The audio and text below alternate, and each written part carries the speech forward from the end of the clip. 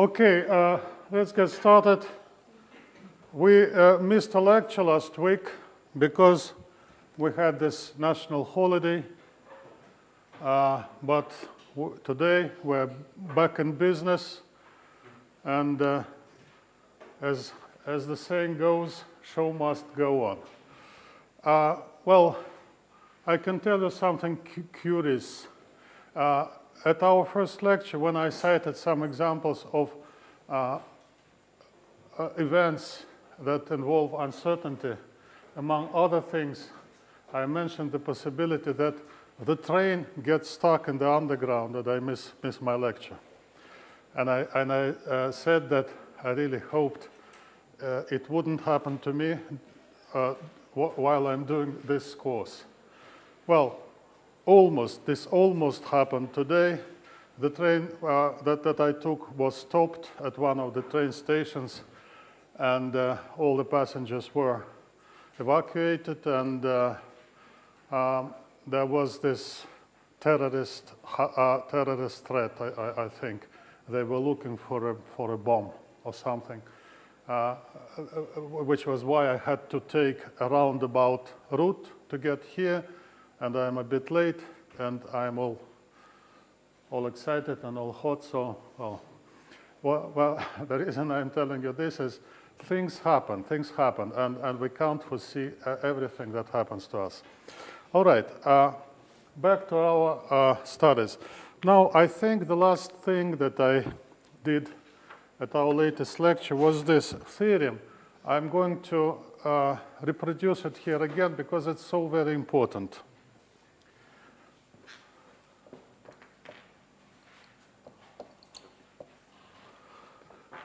Well, suppose x1, x2, xn are independent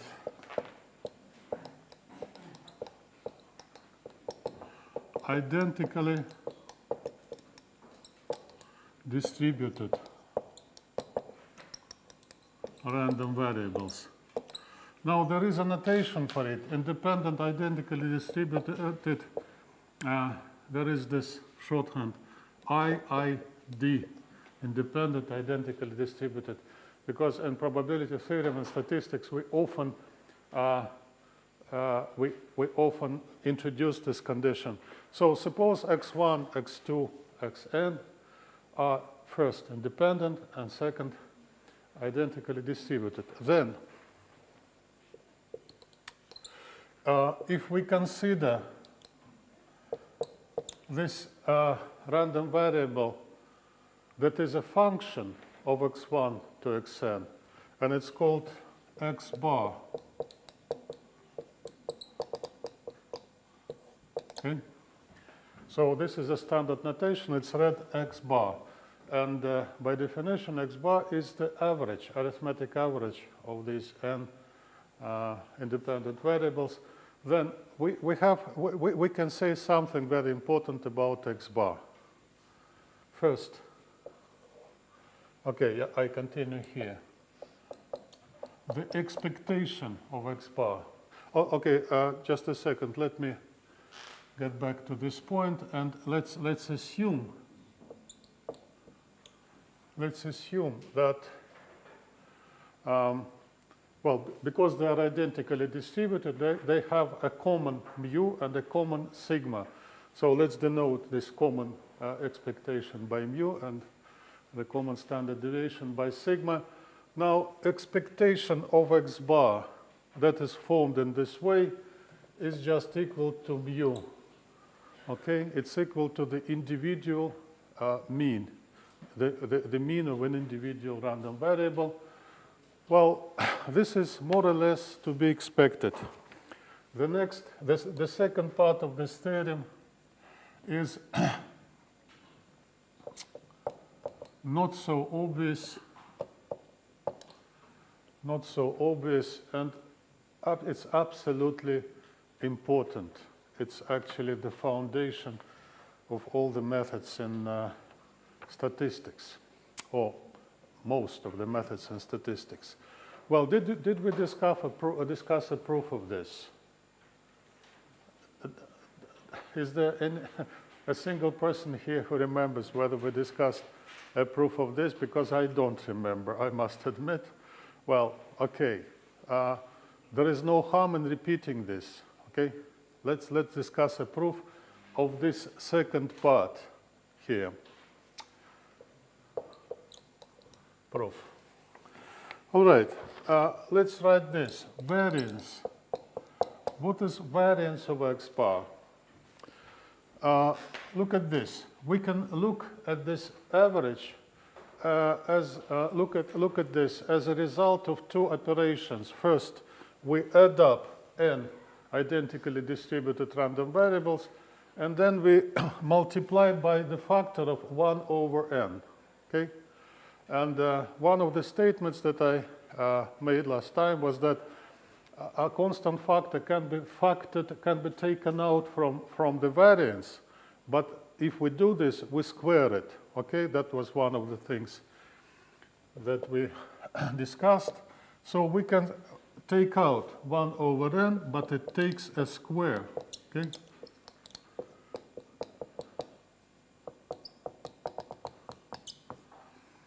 And the next thing is this: the variance of the sum of independent random variables is equal to the sum of the respective variances. And that was, again, something that we already discussed.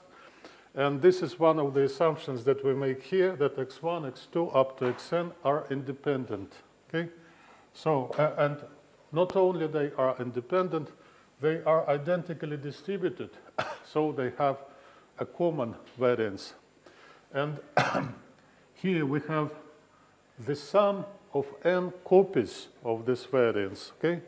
So it's going to be 1 over n squared. And here we can write n times sigma squared. Okay? Are you following me? This results from taking out this constant coefficient, 1 over n. And this results from our assumption that these random variables are independent.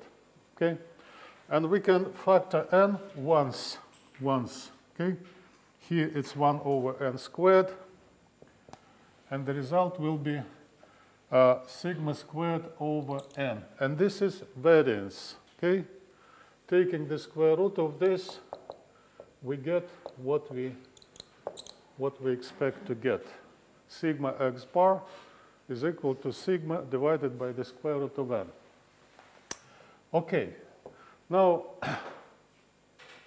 let's try to comment on this in simple words.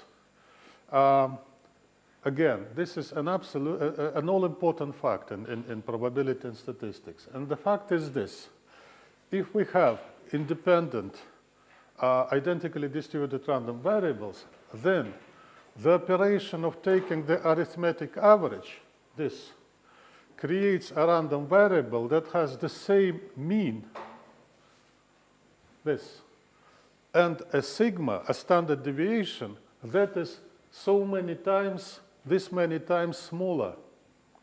Okay, so sigma x bar is actually a smaller value than sigma. Okay, it's obtained from sigma by dividing by this square root n. Okay. Well, okay, and let's give it an example.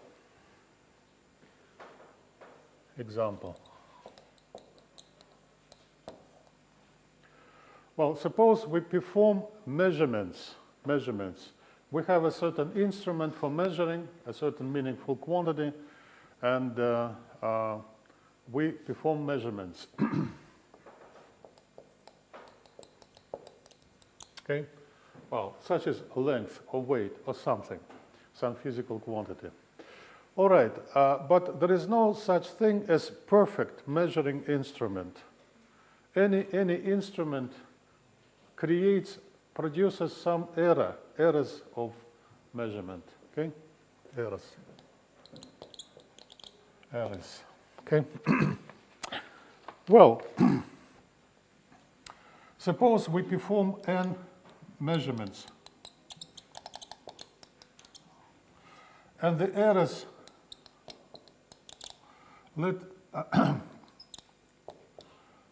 let's denote the errors by x sub I, okay?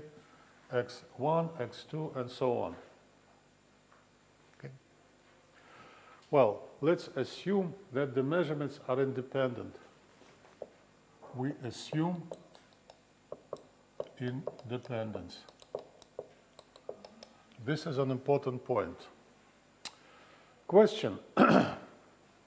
Provided we can ensure independence, can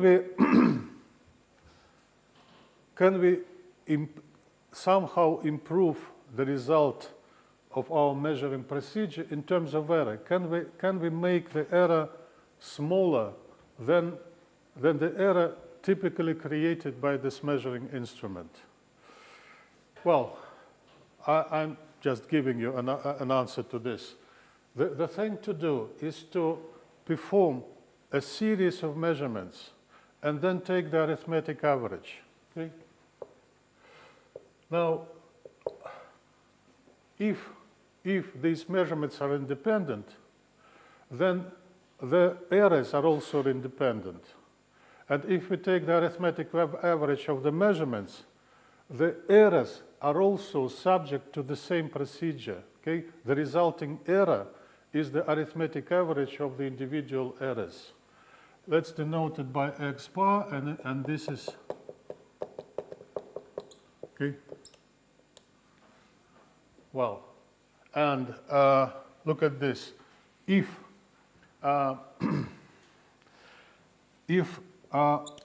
let's write it here, we assume that mu is 0 for x's, for these x's. What does it mean in simple words? We assume that our measurements do not produce any systematic error, okay? And this is exactly the way to write it. The expected value of an error is 0. The same thing is expressed by saying that there is no systematic error, okay?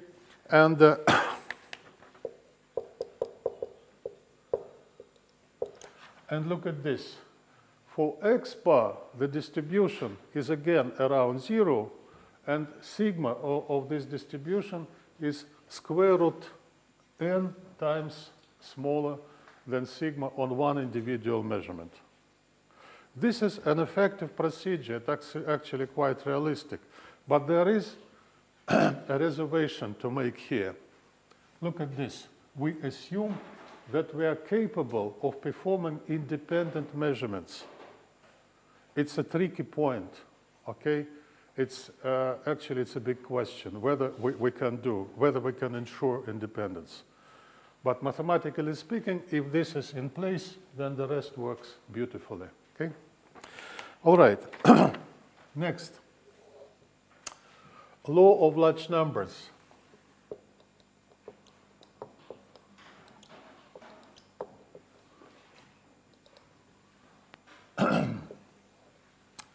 All right, let's ask this simple question. Suppose we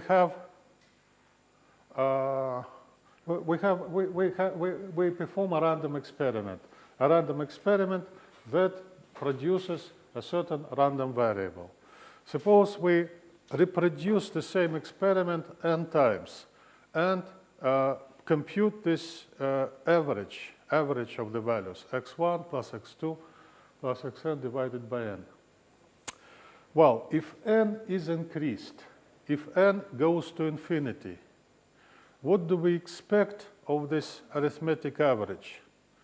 Well, on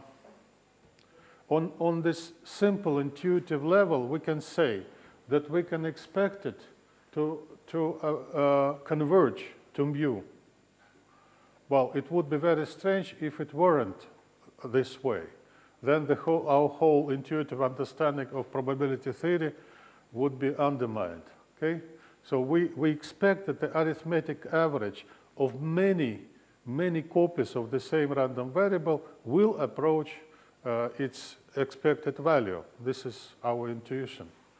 Well, and luckily, this theorem gives a positive answer to that. But this positive answer is not so simple. It's probability theory. It's not Newtonian mechanics. So the answers given by probability theory, well, are much more subtle and sophisticated than given by Newtonian mechanics.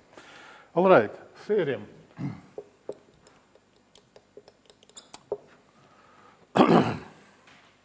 So let x1, x2, xn be i.i.d. Be i.i.d. Let these random variables be identical, independent and identically distributed with mean mu. Okay. Then for any positive epsilon, now this is a lowercase Greek letter epsilon. By tradition, this tradition comes from calculus, actually. Originally, it was a tradition in calculus to denote a small infinitesimal quantity, a quantity that is going to be indefinitely small. Well, epsilon is used to denote this kind of thing. All right, so for any epsilon, any positive epsilon, and although we do not write it explicitly here, but we keep in mind this, for any positive epsilon, however small, okay? It's not written explicitly, but this is actually what we mean by this. For any positive epsilon, the limit as n approaches infinity of the probability of x1 plus x2 and it's less than epsilon equals 1. Now let's try to understand what's written here. These vertical lines indicate the absolute value. So in the middle here, we have the absolute value of the distance between this x bar, the arithmetic average, and mu. Okay? And then we have less than epsilon. So for any positive epsilon, the probability that this deviation of x bar from its mean is less than epsilon approaches 1 as n approaches infinity. Well, a simpler way, but not a formal way to write it is this. X bar approaches mu as n goes to infinity, well, in probability. Well, this is, in probability theory, there are more than one type of limit, okay? And this is one of them. This is called convergence in probability. So x bar converges to mu in probability. This is the right thing to say. And in full, what we mean by this convergence in probability is written here, okay? Well, if I try to put it in even simpler words, I would probably say this, that the deviation of x bar from its mean becomes, well, no, it's, I warned you, it's a bit tricky. Now, it's a bit difficult for me to find the right words. The probability that the deviation of x bar from its mean is greater than some given epsilon goes to 0 as n approaches infinity. So it becomes less and less likely as n approaches infinity. Okay, try to give it some thought, and I hope it will sink in. All right, we are not going to discuss a proof of this. We just don't have the time, although it's not technically. Well, let me tell you, that was a great step, a great achievement in probability theory, because this theorem answers a lot of questions and lays a foundation for many further methods and theorems. But technically speaking, it's not very difficult, and we would be able to discuss it if we had more time. Let me just try to give you an idea of how it is proved. Do you remember the Chebyshev's inequality? Now, if you try to recall what it says, what it's about. Now, Chebyshev's inequality tells us that a random variable cannot be very different from its mu, from its mean, if the distance between the random variable and mu is measured in sigmas. Okay? This is a very informal way to put it. But so x cannot get very far from mu if the distance is measured in terms of sigma. This is one part, one thing that is used in this proof. And the other thing is just this, Sigma x bar goes to 0 as n approaches infinity, okay? So putting together these two pieces, we get this, law of large numbers, okay? If you're interested, please look it up in some textbook. And we have to move on. All right, there is,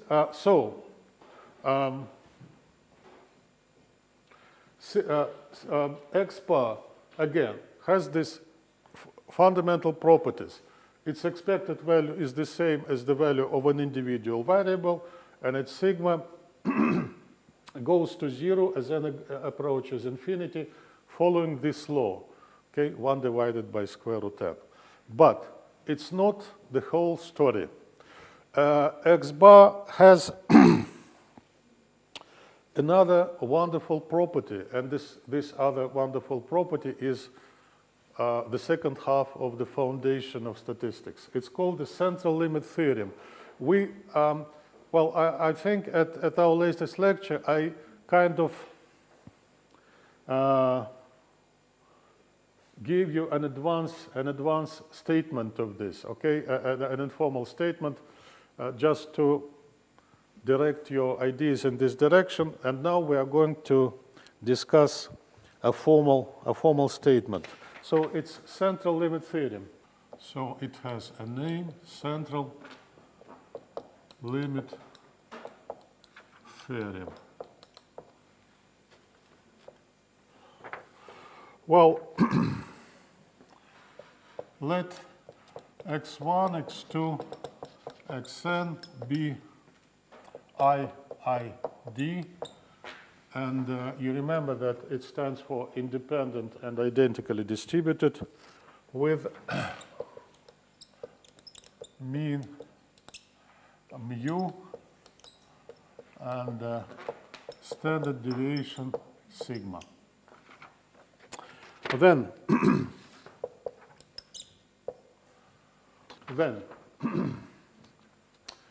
well, in this theorem, we'll look at the difference x bar minus mu. X bar minus mu. It turns out that if this difference or deviation is multiplied by square root n, then the limit of this quantity as n approaches infinity is a normal random variable, okay, with mean 0 and standard deviation and variance sigma squared, or standard deviation sigma. Well, this is absolutely marvelous, because we do not, the main thing about this theorem is this: we do not make any assumptions about the law, the probability law, the distribution that these random variables follow. We absolutely do not assume that it's normal or anywhere close to normal. Okay, the law, the distribution law of these random variables can be of any kind whatsoever. Okay, And if we, the conditions that we make are totally different. It's not some assumptions about the law. It's the assumptions that they are independent and identically distributed, no matter what this distribution is, okay? And it turns out that the deviation of x bar from the mean is in a certain sense described by the normal distribution, by an appropriate normal distribution. The exact formula is written here, okay? So, well, it's not enough to take x bar minus mu, it's not normal. But if we multiply it by root n, what we get is, in the limit, we get a normal distribution, okay? Well, and an equivalent formulation of this is limit n approaches infinity, x bar minus mu, sigma root n is n 0, 1. Okay. Now, I think I introduced that notation at one of the previous lectures. N capital stands for the normal distribution, and here we state two parameters. The first parameter is the mean, and the second parameter is the variance. Considering this, what do we have here? N of 0 and 1. This distribution has a special name. Do you remember this? Well, it's called the standard normal, and the standard normal plays an outstanding role in probability and statistics. So, look at this. If we take this deviation, x bar minus mu, and divide it by sigma over root n, then the limit of this complex as n approaches infinity is just a standard normal, which is absolutely stupefying why it should be this way. Okay? But this is the nature of things. And this explains, actually, this explains why the normal distribution is so widely observed, so often observed in nature and in economics and everywhere. Okay? Because it results from, it appears as the result of a great number of random variables acting together, summing up. Okay? And because this happens all the time, the normal distribution appears all the time. It explains why it's so very important. Okay? Well, let's take a couple of simple examples. Example. Well, U, I think we use this notation for the standard uniform random variable, okay? And the standard uniform random variable, it has mu 1/2 and sigma squared equal to 1/12. The variance is 1/12. All right, using this, now, what I mean to say by this example, do you remember what kind of distribution this is? Does it look like the normal distribution? It's probability density function, okay, like this. It's a line segment, a horizontal line segment. It's nothing like a bell-shaped curve, absolutely no resemblance at all. It's not symmetric about, well, it is symmetric about 1/2, but the rest is just very, very dissimilar from the normal distribution. And although this distribution does not at all look like normal, and it doesn't look promising in terms of creating a normal distribution somehow, and still, suppose we take a large number of independent duplicates, copies of this random variable, then and take u bar, the arithmetic average, then the limit as n approaches infinity, root n u bar minus 1/2 equals, and well, if I may write it here, I'm not sure you can see it properly. Now, according to this theorem, using the first of these two formulations, the limit must be n, the normal distribution with 0 mu, okay, and sigma squared and the same variance. So it's 0 and 1 over 12.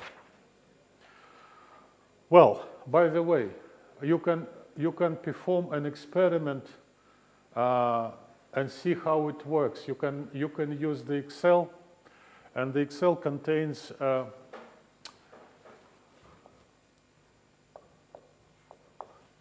this built-in function, R, A, and D, and a pair of parentheses that do not contain anything, okay? I think some of you have already used it on my practice course, computer practice course. So you can, and this function generates exactly this standard uniform. So you can generate a lot of copies of this, take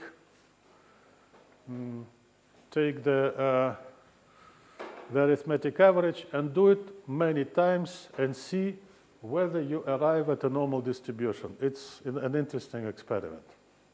Well, by the way, if you find out that you do not arrive at a normal distribution, what would be the implication? What would that mean? Well, it would mean that the random number generator built in Excel is not very good. Because in theory, this should converge to the normal distribution. If it doesn't, it may be considered as an indication of some deficiencies in this random number generator. Okay, another example like this. Example. Okay. Let's take the average of n Bernoulli trials. So x, each variable x, x1, x2 up to xn is a Bernoulli trial with a mean p, probability of success, and sigma squared equal to p times q. All right, let's just, for the sake of difference, let's take this other formulation here. The limit as n approaches infinity, and here we write this, x bar minus mu, which is p. P is, again, the probability of success on an individual trial. And what do we write here? It's sigma divided by square root n. Now, this is not sigma, this is sigma squared. So what we have here is square root of p times q over n. And this is the standard normal distribution. Again, you can find some appropriate means in Excel to perform an experiment, okay, and see whether it works. All right. Let's go on. Now, let's ask ourselves this question. For some reason, well, you may have this impression. What's the point of making it so messy, so difficult, so complex? Let's ask this question. Suppose we have x1, x2, xn that are i.i.d. And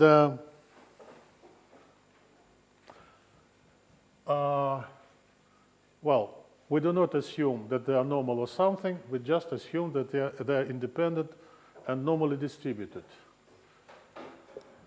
And let's consider just the sum, not the average, not x bar, just the sum.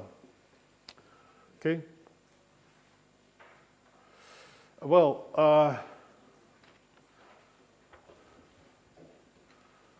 from what's written here and here, it seems to follow that the sum must approach the normal distribution where mu is n times mu. Okay, we assume that this has mu and sigma. So we take a row, a sequence of independent, identical distributed random variables, well, with the same mu and the same sigma. and let's take just the sum, not the average. Well, the mu of the sum must be n times mu. Okay? And the variance of the sum, if they are independent, is the sum of the individual variances. And because they are all the same, it's n times sigma squared. So the question is this. Is this correct? Well, can we say that the sum of a large number of independent, identically distributed random variables approaches the normal random variable where mu is n times this individual mu, and sigma and variance is n times the individual variance? Is that true or not? Well, it's important to understand this. Now, actually, the answer to this is yes and not, and no, okay? And why is it yes and why is it no? The yes part means that if we take a large number of independent, identically distributed random variables and sum up, then the result, the sum, is really close to this random variable written here, normal random variable. But there is a catch here, there is a subtle point. It's not correct to say that this random variable approaches this right-hand side random variable as n goes to infinity. And why is it not correct? What's written here is not something definite. It's not just one random variable. As n increases, the center of the distribution, the mean, shifts to the right, proportional to n. And again, as n increases, the variance increases proportional to n. So as n increases, this distribution shifts to the right and spreads out. Okay? So we cannot talk of convergence in any strict sense, in any mathematical sense here. But it doesn't mean that we can't use the right-hand side as an approximation to the left-hand side. So for a given n, if n is large, the left-hand side can be expected to be close to the right-hand side, and the larger is the n, the closer the two can be expected to be. All right. And another thing.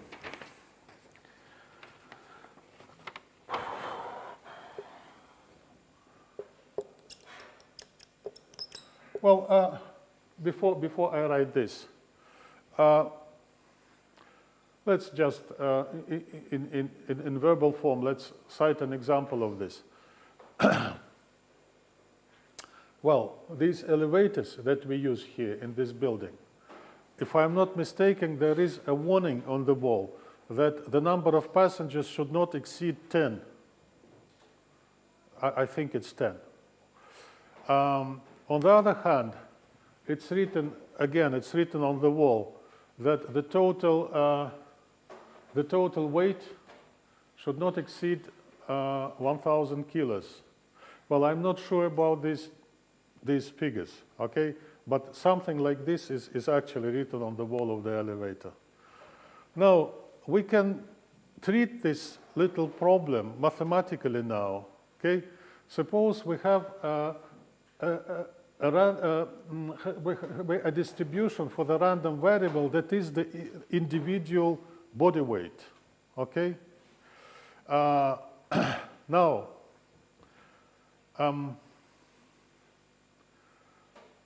when we sum up, then we assume that people that enter the elevator do it independently of one another, okay?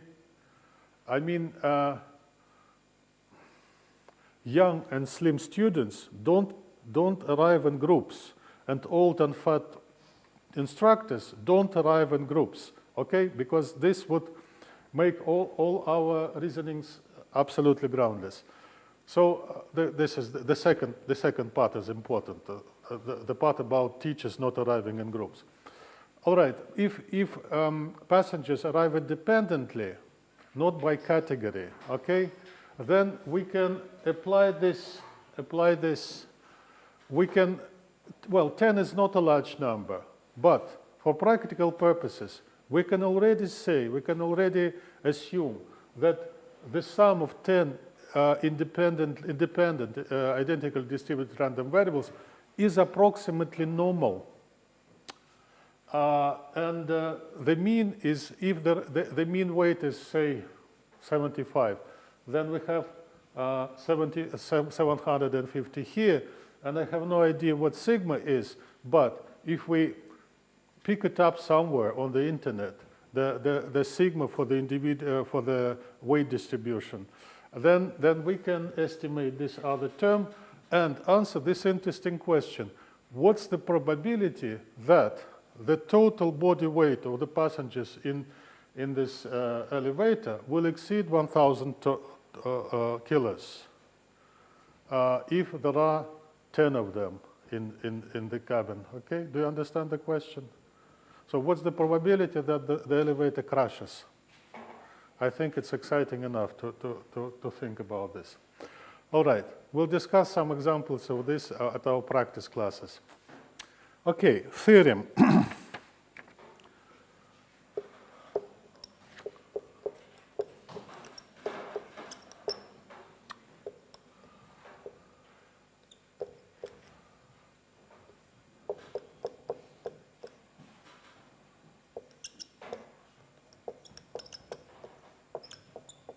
Suppose we have two random variables, yes, we assume that they are independent. So x1 and x2 are assumed to be independent. Now here we do not assume that they're identically distributed. Rather, we assume that each of these two follows the normal distribution law.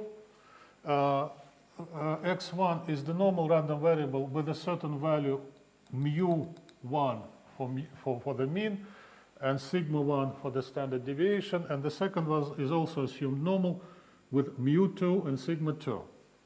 Question: what about the sum x1 and x2? Again, let me emphasize that here we're talking about a different situation. We do not sum up a great number of random variables. We only sum up two. Okay, but we assume that each of them is normal. We assume that each of them is normal, and we assume that they are independent. Both conditions are very important.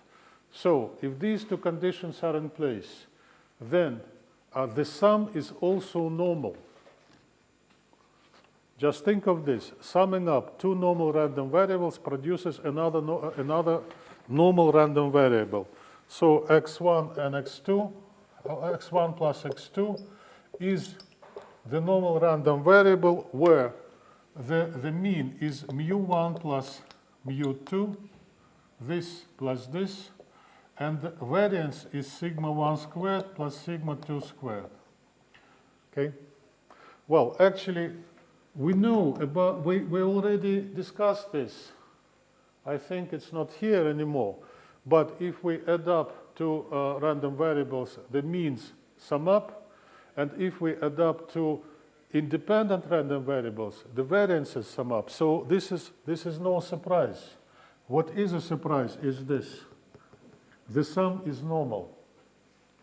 Okay? Now, actually, this theorem and this fact here are not disconnected. They are connected in some profound way. Again, a normal random variable can be produced by so-called, so to say, joint action of a great number of independent random variables. Okay? And suppose this one is produced, well, is obtained as the sum of, say, 1,000 identically distributed independent random variables. And this is produced as the sum of another large number, say 1,500 identically distributed random variables. Okay? Suppose we pull together all these underlying, this 1,000 and this 1,500. Suppose we pull them together. We can expect, by the same reasoning, we can expect that the sum is again normal. Do you understand this? If the normal random variable appears as the sum of a very large number independent identically distributed random variables, then it must have this property. The normal random variable must have this property. Do you understand why? Okay. Well, it's not the only distribution law that has this property, but it's characteristic of the normal random variable. All right, now let's move on. Our next big chapter here is sampling and distribution. Sampling and estimation.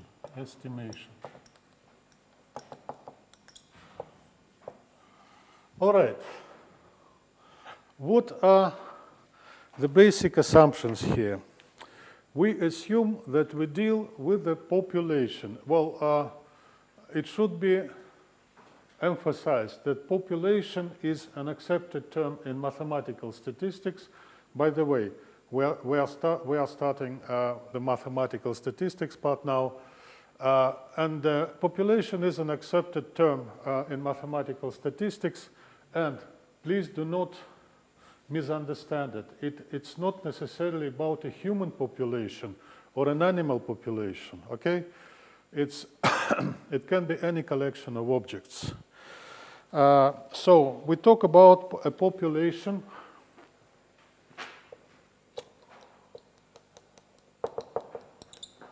and we say that the population has size and capital is more or less standard notation for the population size. Then we say that each member of the population possesses an individual value of a certain numerical characteristic. Okay? Numerical okay. Numerical characteristic. Now, what do we mean by this? If we talk about, well, the population of Moscow, each resident possesses his or her individual body height, body weight, well, income, number of children, number of years of education, the length of nose, whatever, okay? We can be interested in many different characteristics. But here we are talking about numerical characteristics. So we assume that each member of the population possesses his or her or its individual value of this numerical characteristic that is of interest to us in particular research. Okay. Now then we say this. We perform what is called a random choice. Random choice. We perform, suppose first, we talk about choosing just one member. Now, what exactly does this mean? What is random here? What random means that each member of the population has the same probability to be chosen. Simple enough. This is called random choice. Okay, then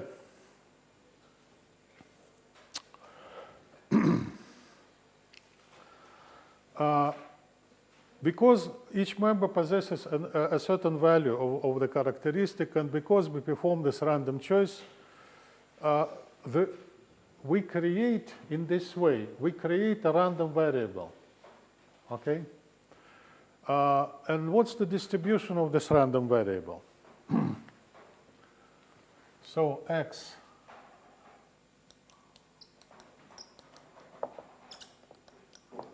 So if we choose one member at random from a population, the result is a random variable. What kind of distribution does it have?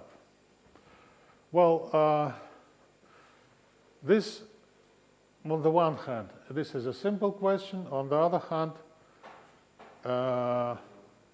it's a bit subtle. Now, formally speaking, if it's a finite population, maybe it's a very large population, such as a population of a large town, such as Moscow, but still, if it's finite, then each member has the probability 1 over n capital to be chosen, okay? And so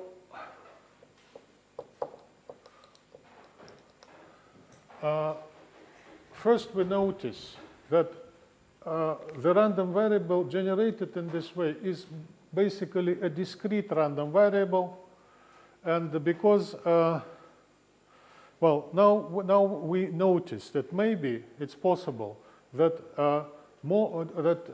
different members of the population possess the same value of the random of the characteristic. For example, suppose we're interested in education in complete years. Okay, there are just so many different possible values of this, and of course, when you look at a large population such as the population of Moscow, many members of the population will have, suppose, 10 years of education or 15 years of education. All right, so what I mean to say is this. The random variable generated in this way is a discrete random variable where the list of possible values is just the list of possible values of this characteristic, and the probabilities actually are relative frequencies of the occurrence of this or that value. Do you understand this? Well, suppose there are 10 million people in Moscow, and say 6 million of those have exactly 11 years of education. Then in this list of possible values, 11 years will be associated with the probability of 0.6, okay, like this. All right, so this is just for the first step, because what we must say next is this. If the population is large, and if the characteristic has continuous nature, is continuous in nature, then we can and should approximate this discrete random variable by a continuous random variable. This is the right thing to do. This is an appropriate model. So we have a large population plus continuous characteristic. So if these two conditions are in place, what do I mean by continuous characteristic? Well, the body weight is a continuous characteristic. It can take on any real value within certain limits. But the number of children in a family is not a continuous characteristic. It cannot take on the value 1.5, for example, okay? Just some integer values. So if we talk about a large population and continuous characteristic, then we typically, okay, I write this, put this circle here. We approximate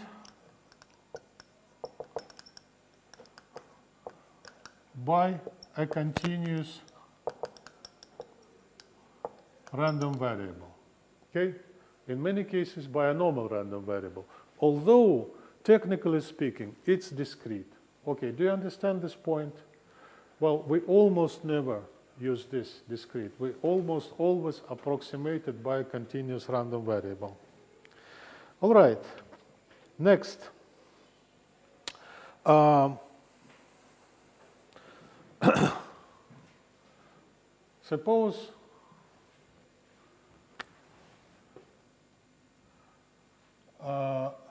Suppose we make a random choice.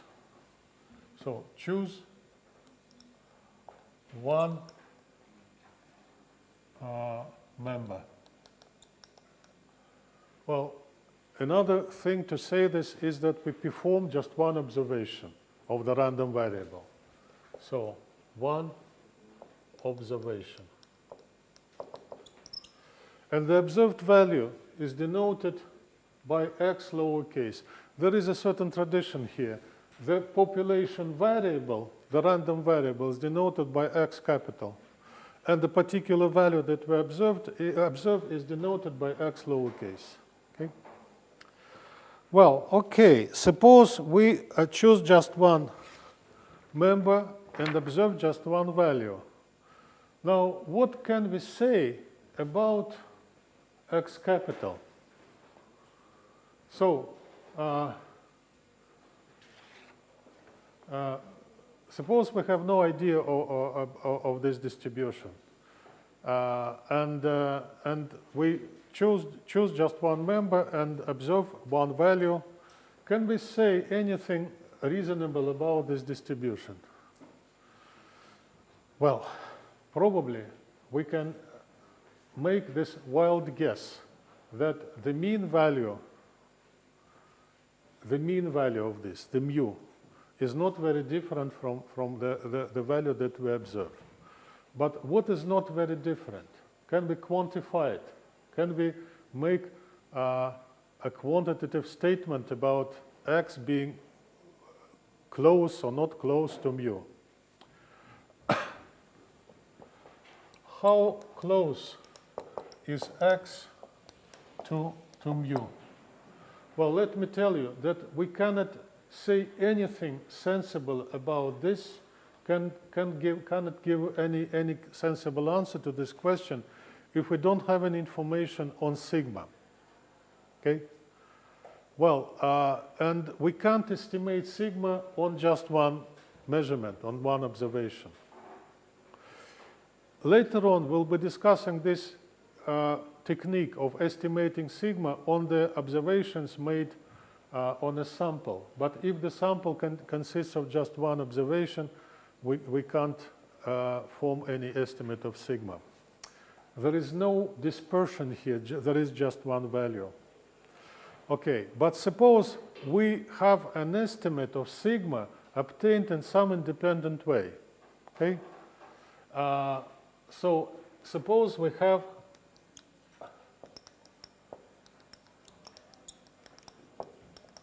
an estimate of sigma.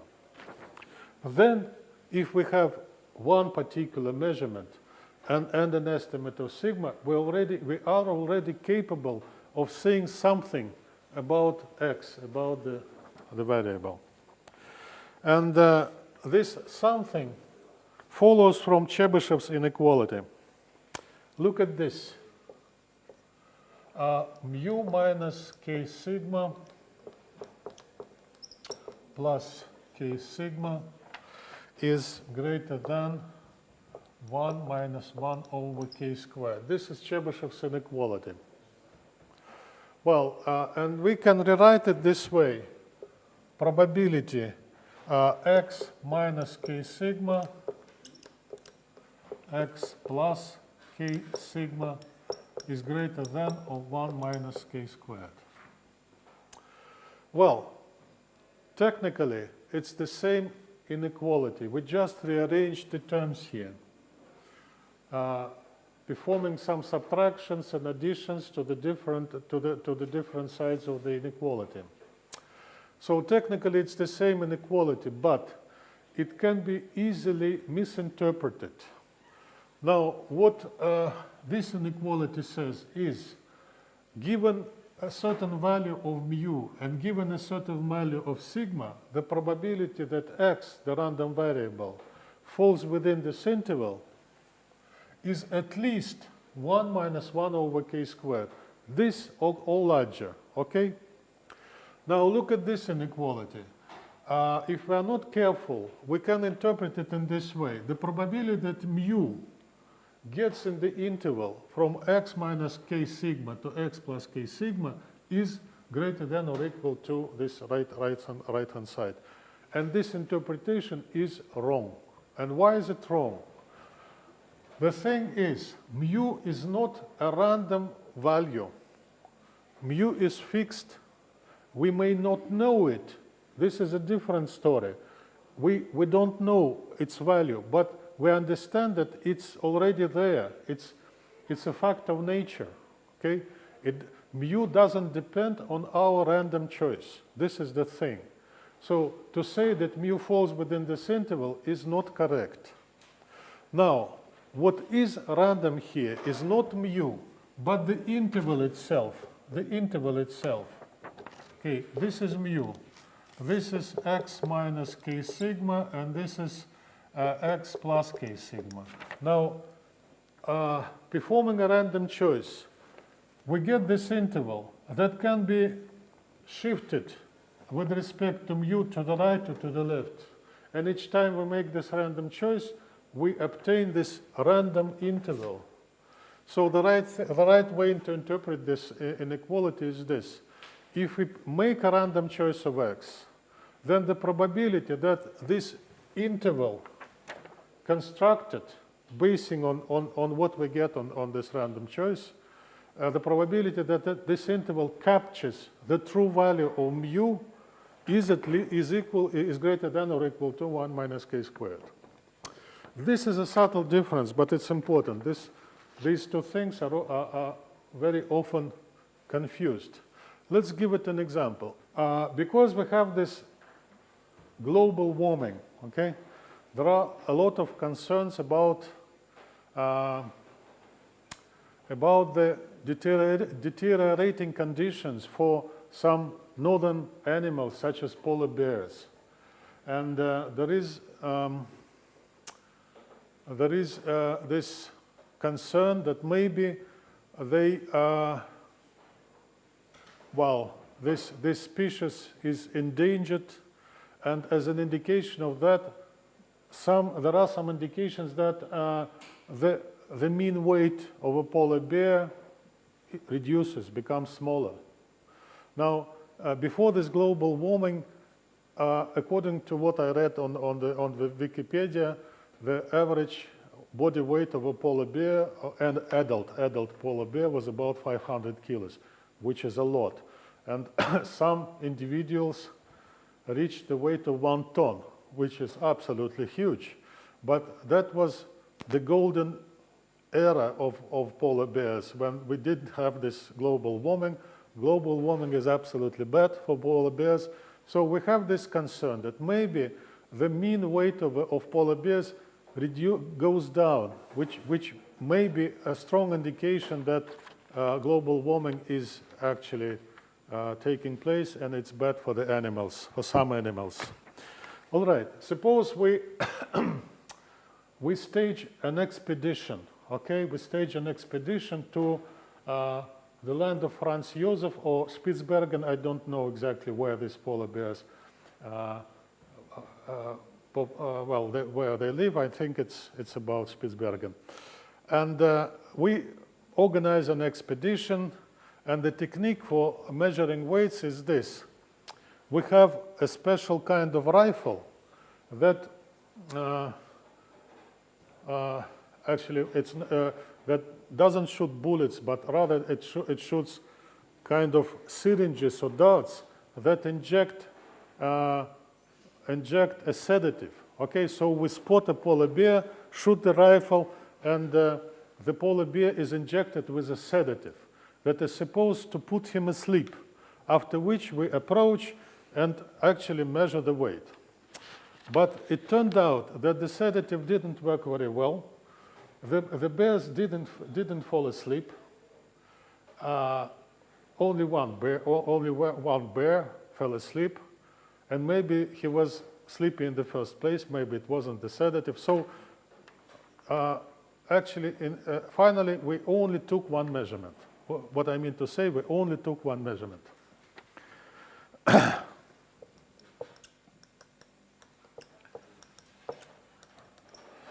And this measurement happened to be 110 kilos. Okay. Now, again, can we make any conclusions from this about the mean weight of the population of the polar bears. Well, no conclusions whatever are possible if we don't have any information on sigma. But, and sigma can't be estimated on just one measurement. But we say this, okay, maybe sigma is a more or less stable parameter. Maybe it can be borrowed from some field research conducted, say, 10 years ago, okay, or maybe 20 years ago. And maybe we can still use it. And we search for some sources and find that a certain number of years ago, say 20 years ago, sigma was equal to 17 kilos. And we just assume this, okay? We understand that this may not be very, very accurate, but we hope that it's good for our purposes here. All right, and then we set k equal to 2 in the Chebyshev inequality. And then we write this, p x minus 2 times sigma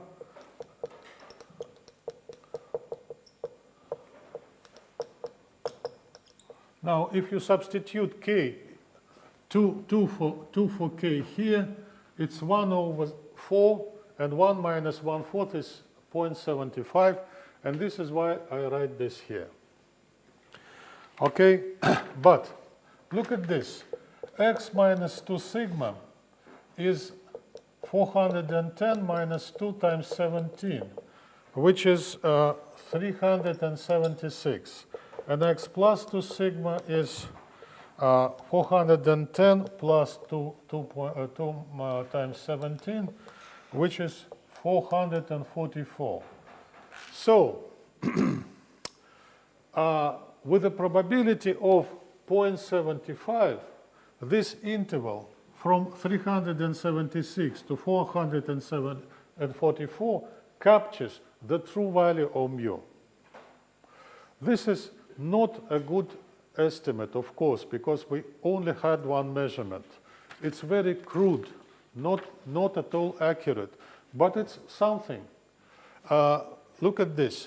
If we know that 20 years ago the mean weight was 500 kilos, then this is already some indication that probably, to some level of confidence, the mean weight is smaller now, okay? But again, it depends on this assumption. It depends on the assumption that sigma is the same as it used to be. All right. Now, please pay attention that here in Chebyshev's inequality, no assumption is made about the law, the probability law of x, of the distribution. Okay? And it works for any distribution, whatever. For a particular type of distribution, such as normal distribution, this value on the right-hand side will typically be larger than that. So this is the lower bound. This probability can't be less than given here for any distribution. And for a particular distribution, we can expect it to be larger. And actually, for a normal random variable, this probability, the same probability as written here, is equal to is this. Okay. So if we can assume the distribution of body weights in polar bears to be a normal random variable, then to a rather high probability, the mean, we can expect that this interval captures the true value of the mean. Okay. Well, so we can, but of course this is not how it's done typically, because measuring just one weight, it's not cannot be called an extensive kind of research. Well, now that was just some extreme case. I wanted to say by this that even if we take just one measurement, we still can say something about the random variable. At least we can do it if we know something about sigma. All right, now let's talk about this. Suppose we take a sample. Now, here we just take one measurement. Suppose we take a sample of some size n. Random sample of size n. Pay attention that here n is a little letter, little n, lowercase letter. It should not be confused with the capital letter. This is a convention. The capital N is used to denote the size of the population, and the lowercase n is used to denote the size of a sample that we take from this entire population. These figures are typically very different. Okay? If we talk about the population of a city such as Moscow, then n capital is something like 10 or 15 million, and n lowercase, in practice, what kind of sample can you hope to take if you conduct a field research? How many people can you interview asking your questions? Well, if you are doing this, let me tell you, field research is a tough kind of occupation. Interviewing people is not easy. So if you actually interviewed, say, 150 people, you're a hero. Okay, it's a lot of work to do. So n lowercase, if it's something like 100 or even 1,000, it's still a very small proportion of the total population. So n capital and n lowercase are typically very different figures. Okay. So we take a sample of a certain size n. Now, what do we mean by this word here? Now, when we said that we choose one element, one member at random, this is more or less clear. Each member of the population has the same probability of being chosen. But what do we mean by the random sample? It seems intuitively clear, but let me tell you that it's not, actually. Now, the question here is this: how do we actually perform this choice? One approach is this. We choose a member at random, and then we kind of return the chosen member to the population. And the second time we choose someone, we deal with the same initial population. Okay? This is called sampling with replacement. Okay? So, at each stage in our sampling procedure, each member of the population has the same probability to be chosen, of being chosen. Sampling with replacement. Replacement indicates exactly this. After we've chosen somebody or something, some member, we return it, replace it in the population. And another procedure, but now, this procedure is very good. In a certain sense, it's perfect, because all the theorems of the probability theory, all the theorems concerning X bar, for example, work exactly when we do this kind of sampling with replacement. Because look at this. After we have selected the first one, we kind of return this member to the population, and when we select the second one, we deal with the same random variable. So we, as a result, we have n independent, identically distributed random variables. This is the point. This is exactly what we discussed just a short while ago. The most important theorems refer to this case. Now, there is a problem here. There is a shortcoming to this. If we do this kind of sampling, it is possible that the same member will be chosen more than once. And it's not done this way in practice.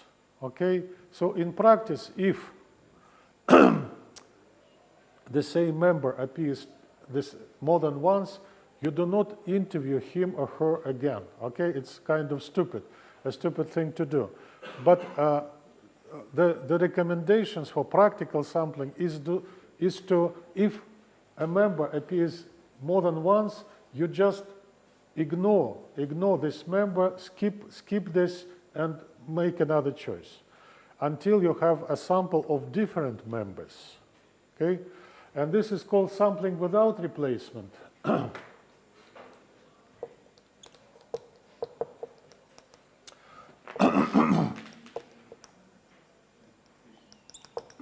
Okay, now, formally speaking, in this case, x1, x2, xn are not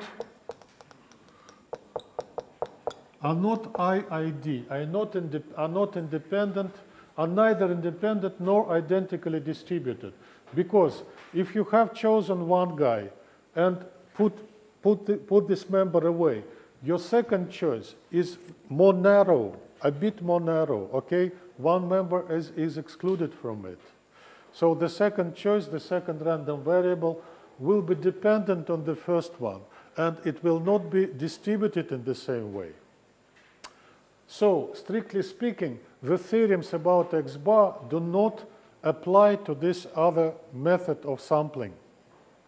But this is just theory, because if your sample is, the sample size is something like several hundred, and your population size is something like several million, the difference between the sampling with replacement and sampling without replacement disappears, it becomes negligible. Do you understand this? So if n capital is much larger than n lowercase, okay, the two methods are equivalent. Okay? Do you understand this? Well, let's look again at this other thing. How many different samples are there? Well, do you remember this notation? It's read this choose this, and capital choose n lowercase. The number of combinations of n capital elements chosen, taken n lowercase at a time. So there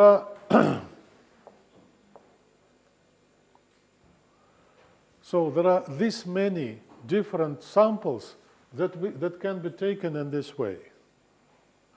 And when we say that we perform a random sampling, we mean to say that with equal probability we produce any of this huge number of possible samples. Do you understand this? The meaning of the word random here in this approach is that the sample that we get can be any out of this great number of samples with equal probability. Okay? All right. And then we get sample data. So because each member of the population is associated with his or her or its individual value of the characteristic, and we select n of them, what we get is sample data. x1, x2, xn. Again, I want you to distinguish between x capital here and x lowercase. X capital is the name of a random variable. When we choose one member at random from the population, we create a random variable. We can get any value out of this great number. Now, what I write here is this. We take a sample and we get a sequence of specific values. Specific values, okay? Sample data.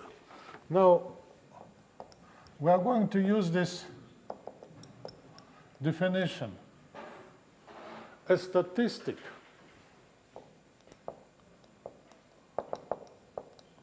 a statistic is a function on sample data.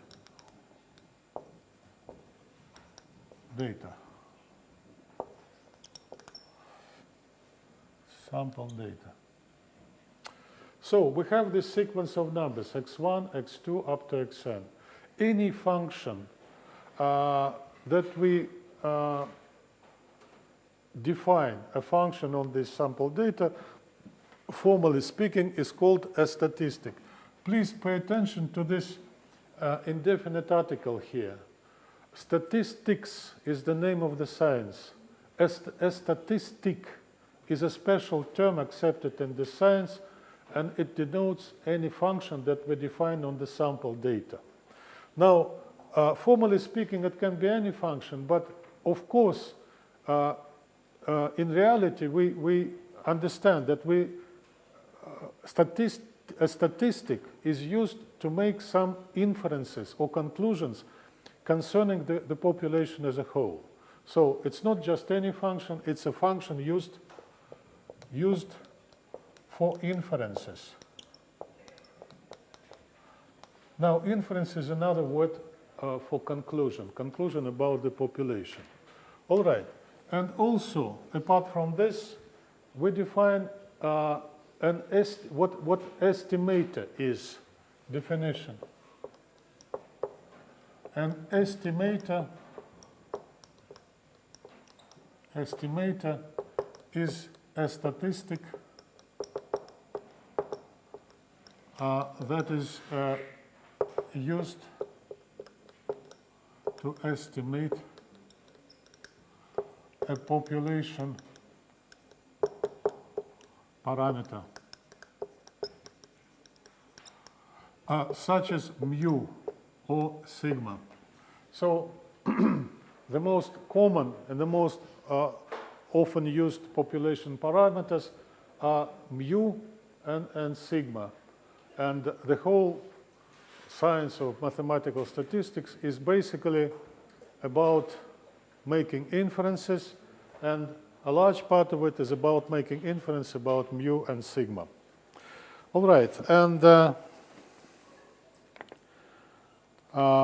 finally, this notation, population parameter. Well, in textbook and in theory, there is an accepted notation for it, theta, the Greek letter theta, like this. Okay? Again, theta, you can think of this as mu or sigma, but the point is, we do this when we don't know the actual values or value of mu or the actual value of sigma. This is why we try to estimate the parameters that are not known to us on the sample data. This is the whole story. Okay, just one more thing. The estimate that is used when the actual value of sigma is not known is denoted by sigma hat, and this funny symbol on top of this letter is called I'm sorry, theta hat. This is hat. Okay, thank you. See you next time.